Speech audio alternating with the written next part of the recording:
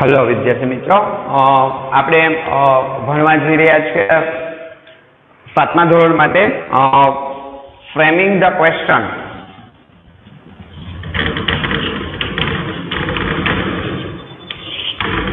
Framing the question અથવા તો the framing the question અથવા તો WH ક્વેશ્ચન.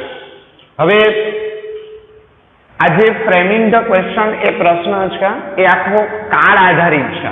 ખાસ કરીને આપણે સાતમા ધોરણમાં સાદો વર્તમાન કાળ, સાદો ભૂતકાળ અને સાદો ભવિષ્યકાળ અને ચાલુ વર્તમાન કાળ અને ચાલુ ભૂતકાળ, બરાબર, આપણા સાતમા ધોરણમાં જે આપણે આગળ કાળ આ ભણી ચૂક્યા છે એમના આધારે ફ્રેમિંગ ધ ક્વેશ્ચન આ પ્રશ્ન આધારિત છે.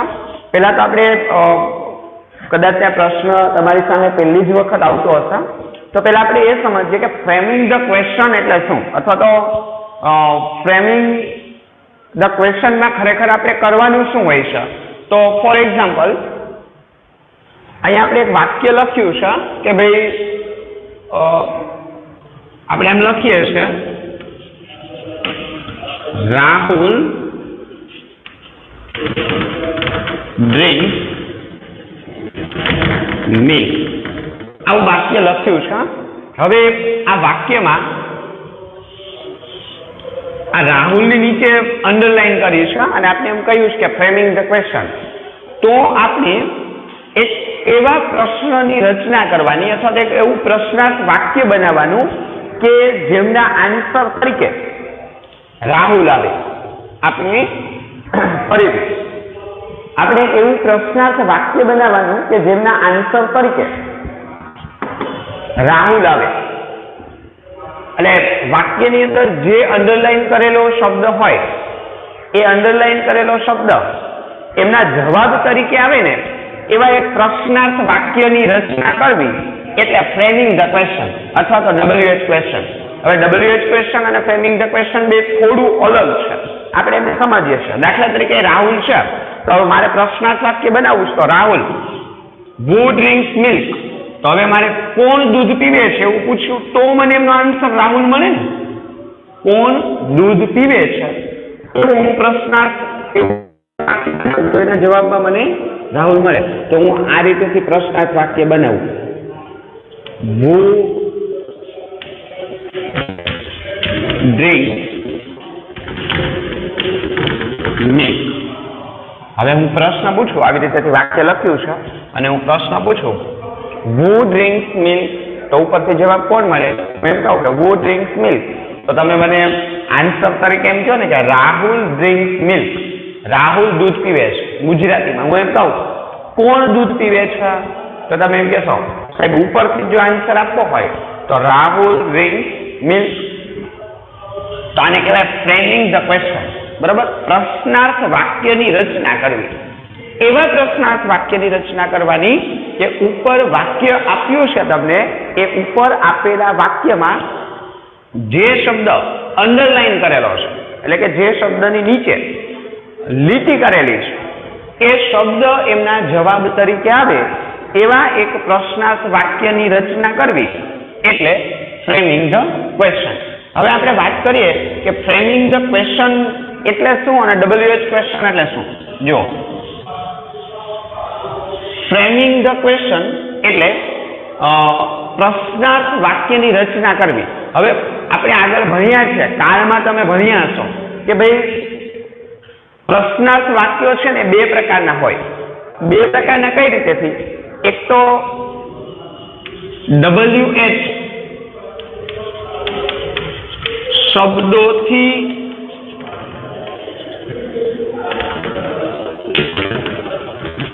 શરૂ થતા પ્રશ્નાર્થ વાક્યો,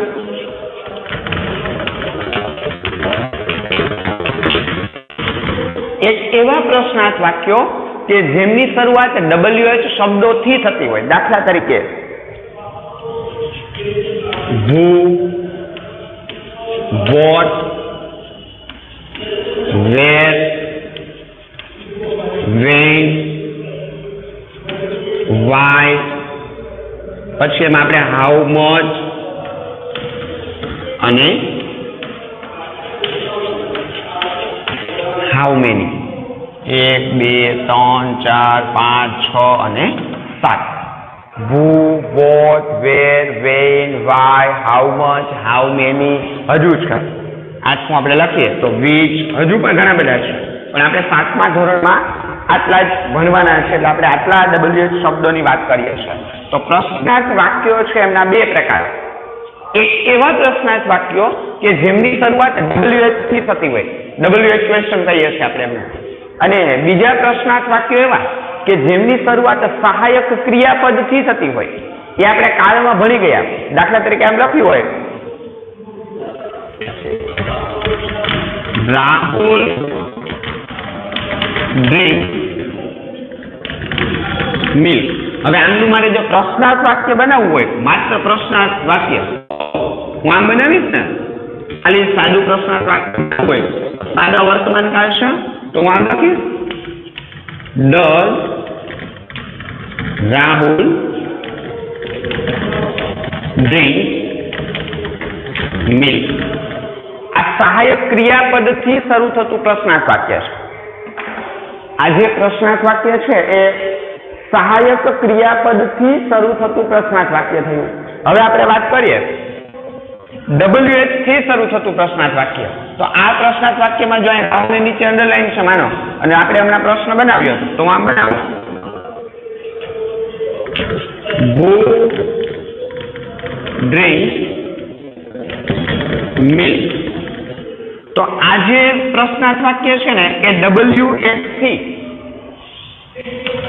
WH થી શરૂ થતું પ્રશ્નાર્થ વાક્ય થયું અને આ જે પ્રશ્નાર્થ વાક્ય છે આ સહાયક ક્રિયાપદથી શરૂ થતું પ્રશ્નાર્થ વાક્ય છે હવે સહાયક ક્રિયાપદથી શરૂ થતા એટલે કે ડુ ડઝ પછી ભૂતકાળ હોય તો ડીડ ચાલુ વર્તમાન કાળ હોય તો એમિઝાર સાદો ભવિષ્યકાળ હોય તો સેલ અને વિલ આમનાથી શરૂ થતા પ્રશ્નાર્થ વાક્યો છે એ પ્રશ્નાર્થ વાક્યો આપણે કાળ ભણ્યા ત્યારે એમની સાથે શીખી ગયા એમની વાક્ય રચના પણ શીખ્યા હવે અત્યારે આપણે શીખવા જઈ રહ્યા છે ફ્રેમિંગ ધ ક્વેશ્ચનમાં માત્ર WH ક્વેશ્ચન કે ભાઈ માનો કે મારે who થી પ્રશ્નાર્થ વાક્ય બનાવવું છે તો એ કઈ રીતેથી બનશે અને આપણે 7મા ધોરણમાં આપણને પેપરમાં પૂછાય છે આપણે પેપર સ્ટાઇલમાં છે કે ભાઈ આ રીતેથી આપણે એક વાક્ય આપ્યું હોય એમની નીચે જે શબ્દની નીચે આ રીતેથી અંડરલાઈન આપેલી હોય ને એ અંડરલાઈન કરેલો શબ્દ આપણે હમણાં આગળ વાક્ય લખ્યું તે રીતેથી આ રીતેથી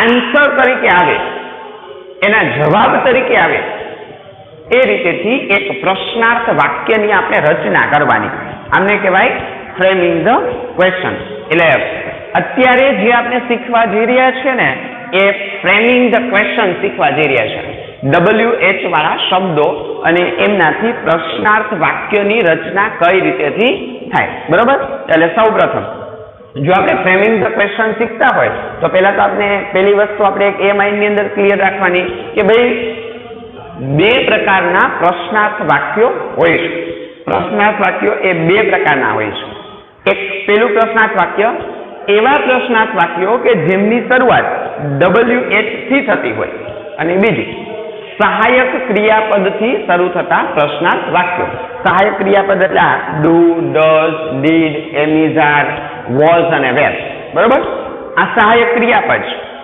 આમનાથી શરૂ થતા પ્રશ્નાર્થ વાક્યો અને બીજું who what where when why how much how many અને which આમનાથી શરૂ થતા પ્રશ્નાર્થ વાક્યો એટલે કે WH થી શબ્દોથી એટલે કે WH શબ્દોથી શરૂ થતા પ્રશ્નાર્થ વાક્યો જેમાં અત્યારે આપણે ભણવા જઈ રહ્યા છે એ WH થી શરૂ થતા પ્રશ્નાર્થ વાક્યો છે એવા પ્રશ્નાર્થ વાક્યો કે જેમની શરૂઆત WH થી થતી હોય એવા પ્રશ્નાર્થ વાક્યો છે એ આપણે અત્યારે ભણવા જઈ રહ્યા છે આપણે એવું ભણીએ છીએ કે ભાઈ અંડરલાઈન કરેલો શબ્દ છે તો માનો કે આ શબ્દની નીચે અંડરલાઈન આપી છે તો એ પ્રશ્નાર્થ વાક્યની રચના આપણે કઈ રીતેથી કરવાની છે હવે આ રીતેથી જ્યારે આપણે પ્રશ્નાર્થ વાક્યની રચના કરીએ ને વિદ્યાર્થી મિત્રો ત્યારે આપણને વાક્યના કાળ વિશે આપેલું વાક્ય એ કયા કાળનું છે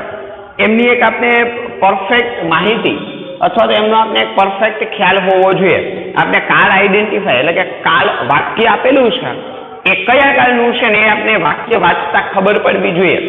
જો તમને એ નહીં ખબર પડે ને તો આ જે પ્રશ્નાર્થ વાક્ય બનાવ્યું ને કદાચ તમે વાક્ય સાચું બનાવશો પણ એમનો કાળ ખોટો હશે. કેમ કે આપણને આ જે પ્રશ્ન વાક્ય જે કાળમાં આપ્યું ને એમનો આન્સર પણ એ જ કાળમાં લખાય. માનો કે આ સાદા વર્તમાન કાળમાં છે તો જો આપણે એમનો આન્સર પણ સાદા વર્તમાન કાળમાં જ લખ્યો છે. એટલે આપણે આગળ જે કાળ ભણી ચૂક્યા છીએ ને 3 સાદા કાળ અને 2 ચાલુ કાળ, સાદો વર્તમાન કાળ, સાદો ભૂતકાળ અને સાદો ભવિષ્યકાળ, ચાલુ વર્તમાન કાળ અને ચાલુ ભૂતકાળ, આજે આપણે આગળ કાળ ભણી ચૂક્યા છે એ તમને યાદ હોવા જોઈએ. કેમ કે કાળ વગર ફ્રેમિંગ ધ ક્વેશ્ચન પોસિબલ નથી. હવે આપણે ભણવા જઈ રહ્યા છે આ શબ્દો. એમાં આપણે સૌપ્રથમ શરૂઆત કરીએ છીએ વુ-થી કે ભાઈ વુ ને પેલા આપણે સમજી લઈએ અને પછી આપણે એવું સમજીએ કે વુ-થી પ્રશ્નાર્થ વાક્યો છે એમની રચના કઈ રીતેથી થશે.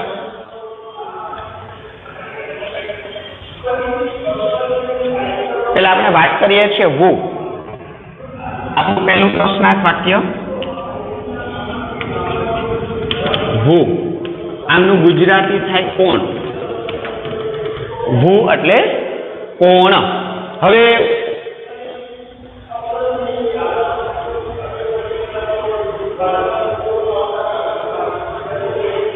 પેલો પોઈન્ટ થોડુંક તમને લખીને સમજાવું છું. જો વુ નો ઉપયોગ વાક્યની અંદર ક્યારે થાય?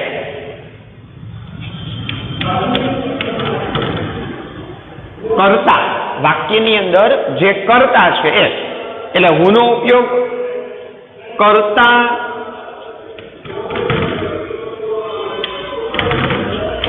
જાણવા માટે વુ નો ઉપયોગ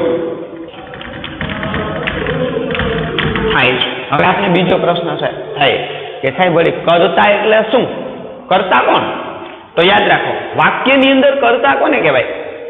વાક્યમાં જેના દ્વારા ક્રિયા થઈ હોય ને, વાક્યમાં જેના દ્વારા ક્રિયા થઈ હોય ને એ ક્રિયાનો કરનાર, જેમણે ક્રિયા કરી હોય એ ક્રિયાનો કરનાર એ કર્તા કહેવાય.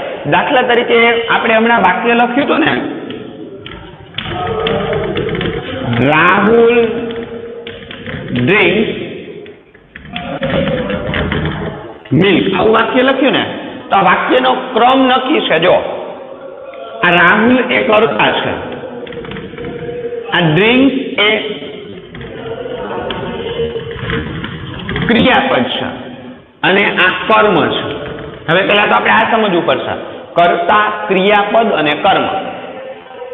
વાક્યની અંદર જે વ્યક્તિએ ક્રિયા કરી છે ને એ ક્રિયાનો કરનાર કર્તા હંમેશા વાક્યમાં શરૂઆતમાં જ હોય.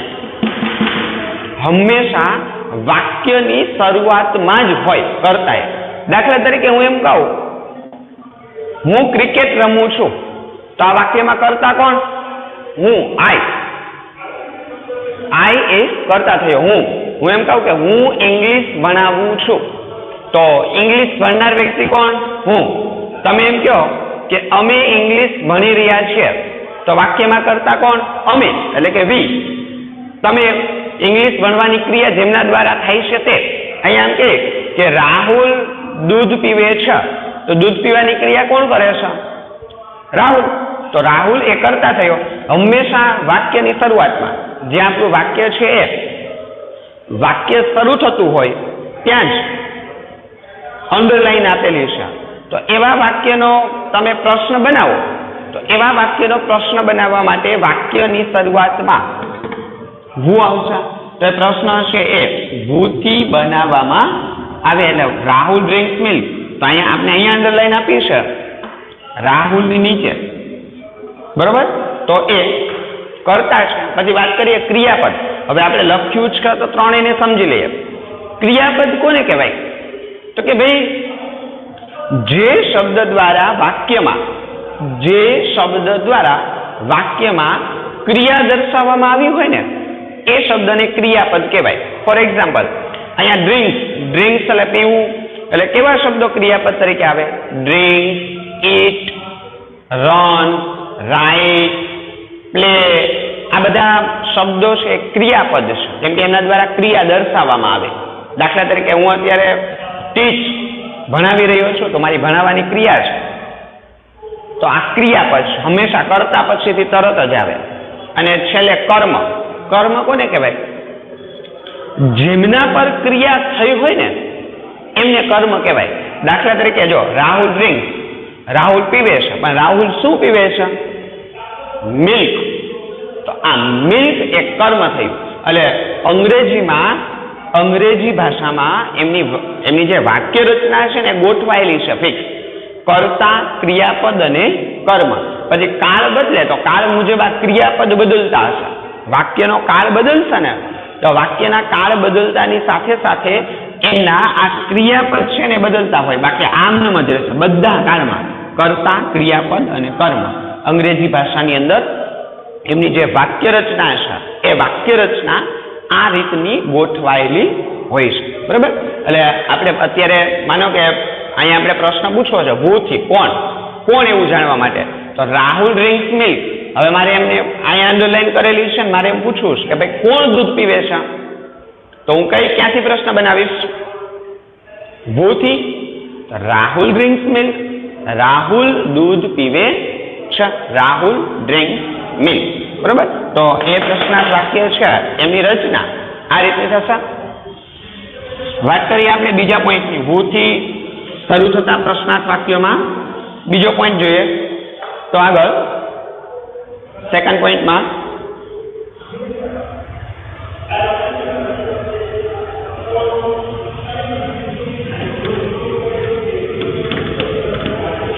કોઈ સજીવ કર્તા. કર્તા કોણ એટલે આપણે હમણાં સમજી ગયા. સજીવ કર્તા કોણ? કોઈ સજીવ કર્તા કોણ? એમ જ્યારે આપણે વાક્યમાં પૂછવું હોય ને, વાક્યમાં એમ પૂછવું હોય ત્યારે ભૂથી પ્રશ્ન પૂછવામાં આવે છે. વાક્ય જે તમને આપેલું છે એ વાક્યની અંદર સજીવ કરતા કોણ એવું જ્યારે આપણે વાક્યની અંદર પૂછવું હોય તો વાક્યમાં એવું પૂછવા માટે જો યાદ રાખજો સજીવ કરતા માટે મારે એમ પૂછવું છે કે ભાઈ આ વ્યક્તિ કોણ છે, પછી મારે એમ પૂછવું છે કે આ વસ્તુ શું છે, તો ભૂથી પ્રશ્ન ન પૂછાય. માત્ર સજીવ કરતા વ્યક્તિ માટે જ ઉપયોગમાં લેવાય ભૂ. એટલે કોઈ વ્યક્તિ માટે કંઈ તમારે પૂછવું છે ને કે આ વ્યક્તિ છે એમના માટે કોણ એવું આપણે કહેવું છે ને તો જ ભૂથી પ્રશ્ન પૂછવામાં આવે. એટલે કોઈ સજીવ કરતા કોણ એવું જ્યારે આપણે વાક્યની અંદર પૂછવા માંગતા હોય તો એમના માટે ભૂથી પ્રશ્ન પૂછવામાં આવશે. As a clear? હવે આપણે વાત કરીએ કે ભાઈ ભૂથી જ્યારે આપણે વાક્ય બનાવીએ, તમે જ્યારે કોઈ વાક્ય છે એ બનાવો અને એ વાક્ય છે એ જો આપણે ભૂથી બનાવીએ છીએ તો એ ભૂથી બનતું જે વાક્ય છે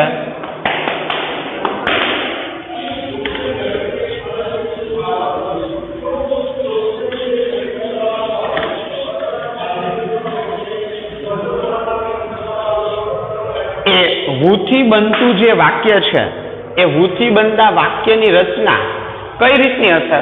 તો ભાઈ એમની રચના જો આ રીતથી હશે. ભૂની વાક્ય રચના, વાક્ય રચના આ રીતની બને. વાક્યની શરૂઆતમાં પેલા હું, વાક્યની શરૂઆતમાં પેલા હું મૂકવામાં આવશે, પછી ક્રિયાપદ પ્લસ કર્મ પ્લસ ઓડબલ્યુ, ઓડબલ્યુ એટલે અન્ય શબ્દો પ્લસ ક્વેશ્ચન માર્ક. વાક્યની શરૂઆતમાં પેલા હું, પછીથી ક્રિયાપદ, પછી કર્મ પ્લસ ઓડબલ્યુ પ્લસ ક્વેશ્ચન માર્ક અને પછી અન્ય શબ્દો. દાખલા તરીકે જો વાક્ય લખીએ તો વુ આ ક્રિયાપદ પ્લે, વુ લખીએ એટલે હંમેશા એ કર્તા ત્રીજો પુરુષ એક વચન એટલે એસ લાગે. સાદા વર્તમાન કાળનું વાક્ય બનાવીએ તો વુ પ્લેઝ ક્રિકેટ, અન્ય શબ્દો લખીએ તો ડેઈલી. વુ પ્લેઝ ક્રિકેટ ડેઈલી, કોણ દરરોજ ક્રિકેટ રમે છે, બરોબર. તો જે રમતા હોય એમનું આપણે નામ આપીએ તો એ કરતા થયો વાક્યમાં. તો હું એમ કહું કે ભાઈ Rahul plays cricket daily, Rahul દરરોજ ક્રિકેટ રમે છે. તો પેલા પ્રશ્નાર્થ વાક્યની રચના કરીએ ત્યારે આપણે વાક્ય રચના યાદ રાખવાની કે ભાઈ પ્રશ્નાર્થ વાક્ય છે એ પ્રશ્નાર્થ વાક્ય કઈ રીતનું બનશે. તો કે ભાઈ પેલા સૌપ્રથમ વાક્યની શરૂઆતમાં વુ મુકાય, પછી ક્રિયાપદ મુકાશે, પછીથી કર્મ મૂકવામાં આવશે, અને કર્મ મૂક્યું એ કર્મ પછીથી અન્ય શબ્દો જો વાક્યની અંદર આવતા હોય તો એ અન્ય શબ્દો મૂકવામાં આવશે, બરોબર. એટલે વુ વાક્યમાં કોણ એવો જ્યારે આપણે પ્રશ્ન પૂછવો હશે તો એવો પ્રશ્ન પૂછવા માટે વાક્યની અંદર વુ થી પ્રશ્ન પૂછવામાં આવશે. પણ આપણે કાળ જોવાનો, જો આ ક્રિયાપદ છે ને એ કાળ મુજબ આવે. માનો કે આપણે સાદા વર્તમાન કાળનું વાક્ય લખ્યું છે એટલે પ્લેઝ, પણ સાદો ભૂતકાળ લખીએ તો આમ હોય ને who played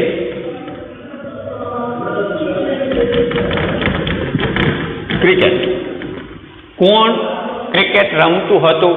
તો આ વાક્ય કયા કાળનું થઈ ગયું? સાદા ભૂતકાળનું. પછી ભવિષ્યકાળમાં લખીએ તો આમ લખાય who will play, who will play cricket, કોણ ક્રિકેટ રમે છે. who will play ક્રિકેટ, તો કોણ ક્રિકેટ રમે છે કયા કાળનું વાક્ય થઈ ગયું? સાદા ભવિષ્યકાળનું. એ જ રીતેથી ચાલુ કાળનું વાક્ય બનાવીએ તો who is playing cricket, who is playing cricket. અને ચાલુ ભૂતકાળનું વાક્ય બનાવીએ, વાક્ય આપણે છે એ ચાલુ ભૂતકાળનું બનાવીએ તો who was playing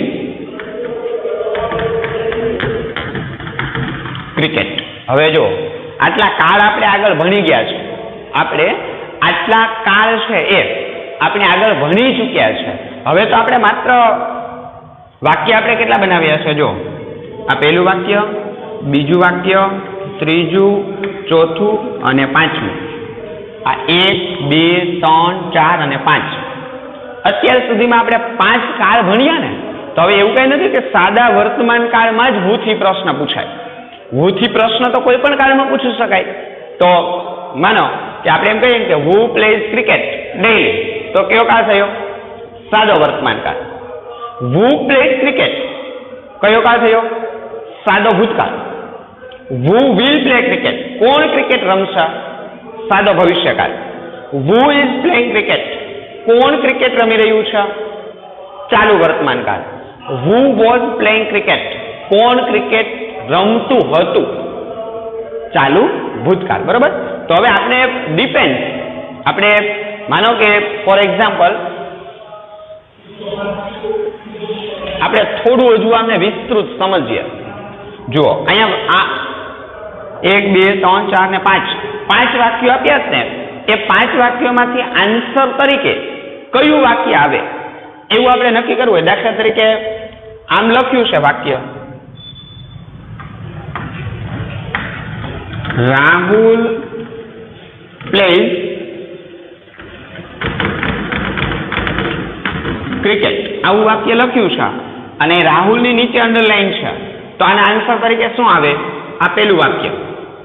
કેમ? તો કે આ સાદા વર્તમાન કાળનું વાક્ય છે એટલે આન્સર કયા કાળમાં આવે? સાદા વર્તમાન કાળમાં.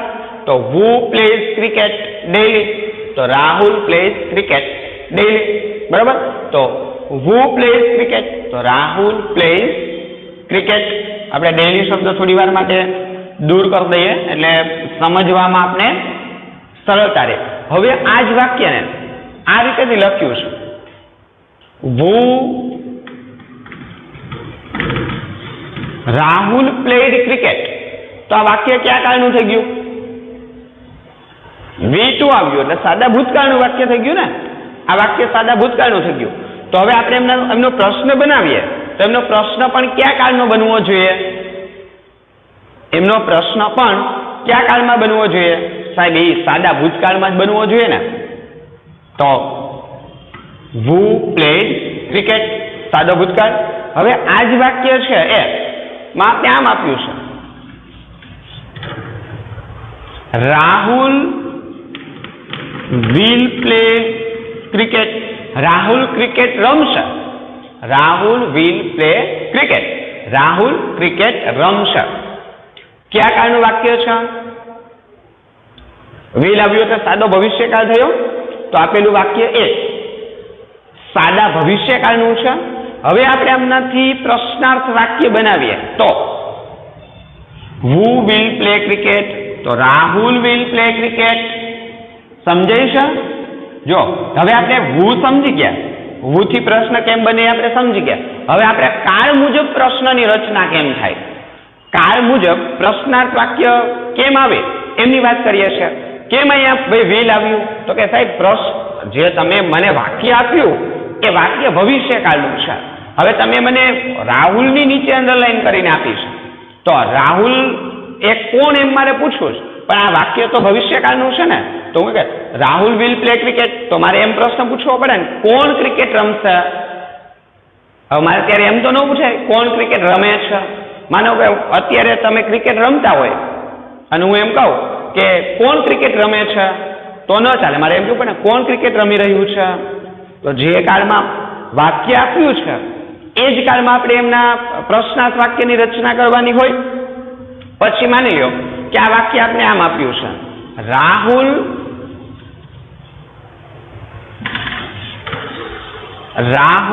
Is playing cricket. વાક્યમાં આપ્યું છે રાહુલ ઇઝ પ્લેઇંગ ક્રિકેટ. તો પ્રશ્નાર્થ વાક્ય કઈ રીતેથી બને? who is playing cricket. તો પ્રશ્નાર્થ વાક્ય રીતેથી બને who is playing cricket. કોણ ક્રિકેટ રમી રહ્યું છે. પછી માનો કે અહીંયા આપણે is ના બદલે was આપ્યું હોય, તો રાહુલ was playing cricket, તો શું આવે? who was playing cricket. સમજાય છે? બહુ સરળ છે. જો મેં ખાલી બોર્ડ ઉપર એક જ વખત લખ્યું ને પછી ખાલી અડધા શબ્દો કાઢી અને તમને આખું સમજાવી દીધું. એટલું સરળ છે કે મારે બીજી વખત બોર્ડ ઉપર એ આપણે જે ભણીએ છીએ એમને બીજી વખત લખવાની જરૂર નથી પડી. આપણે એમને જ ખ્યાલ આવી ગયો કે ભાઈ પ્રશ્નાર્થ વાક્યો છે એમની રચના કઈ રીતેથી થાય છે, આપણે એમ જ ખ્યાલ આવે છે. બરોબર? એટલે હું ફરીથી રિપીટ કરાવી દઉં આખું. અત્યાર સુધીમાં આપણે જેટલું ભણ્યા છે એમને આખું એક વખત તમને રિપીટ કરાવી દઉં છું. પેલું who એટલે કોણ. who નો ઉપયોગ ક્યારે થાય? તો કે ભાઈ વાક્યમાં કર્તા, ક્રિયાનો કરનાર વ્યક્તિ કર્તા એ કોણ એવું જ્યારે આપણે વાક્યની અંદર જાણવું છે, કોણ એવા શબ્દથી જ્યારે આપણે પ્રશ્ન પૂછવો છે, વ્યક્તિ કોણ એવું આપણે જ્યારે વાક્યમાં જાણવું છે, વાક્યની અંદર એવું જાણવા માટે who થી પ્રશ્ન પૂછવામાં આવશે. ક્લિયર છે? ત્રીજી વસ્તુ સજીવ કર્તા. આ જે કર્તા છે ને રાહુલ, તો સજીવ જીવંત વ્યક્તિ હોય એને સજીવ કહેવાય. આ રાહુલ એટલે કે સજીવ કર્તા કોણ? રાહુલ આ બધા નામ છે આપણા, તો આપણે બધા કર્તા જ કે આપણે સજીવ કહેવાય, નિર્જીવ તો નથી. તો એક કોણ એવું જ્યારે આપણે વાક્યની અંદર જાણવું હોય ત્યારે વાક્યની અંદર એવું જાણવા માટે who થી પ્રશ્ન પૂછવામાં આવે છે. હવે who થી તમે જ્યારે પ્રશ્નાર્થ વાક્યની રચના કરો ત્યારે તમારે કાળ યાદ રાખવાનું. માનો કે આપણે પેપરમાં આવી રીતેથી વાક્ય આપ્યું છે ને પછી એમ કહ્યું છે કે અંડરલાઈન કરેલો શબ્દ એ જવાબ તરીકે આવે ને એવા એક પ્રશ્નાર્થ વાક્ય લખો. તો આપણે શું કરવાનું થાય? રાહુલ વોઝ પ્લેઇંગ ક્રિકેટ એમ આપ્યું છે તો આપણે આ પ્રશ્ન લખવાનો થાય who was playing cricket. પછી અહીંયા માનો કે વર્તમાન કાળ આપ્યું છે તો આ વાક્ય, ભૂતકાળ આપ્યું છે તો આવું વાક્ય લખવાનું થાય. ભવિષ્યકાળનું આપ્યું છે, આમાં will આપ્યું છે તો અહીંયા will આવે, અહીંયા V2 આપ્યું છે તો V2, બરોબર. તો એ રીતેથી આ જે વાક્ય આપણે પ્રશ્ન વાક્ય એટલે કે આપણે વિધાન વાક્ય જે કાળમાં આપ્યું છે એમનું પ્રશ્નાર્થ વાક્ય આપણે બનાવીએ, એમાં આન્સર તરીકે આવતા શબ્દને લઈને, ત્યારે એમનું પ્રશ્નાર્થ વાક્ય પણ એ જ કાળમાં બને, એટલે બંને એક જ કાળમાં બનશે. બરોબર છે? ક્લિયર છે? આજે આપણે અહીંયા સુધી રાખીએ છીએ. આવતા વિડીયોમાં આપણે who થી બનતા પ્રશ્નાર્થ વાક્યો છે એમની પ્રેક્ટિસ કરવાના છીએ, એટલે કે આપણે એમની આખી પ્રેક્ટિસ કરશું કે ભાઈ who થી પ્રશ્નાર્થ વાક્યો છે એ કઈ રીતેથી બને અને આપણે પેપરમાં આ જે વાક્યો છે એ કઈ રીતેથી પૂછાય છે. ઓકે.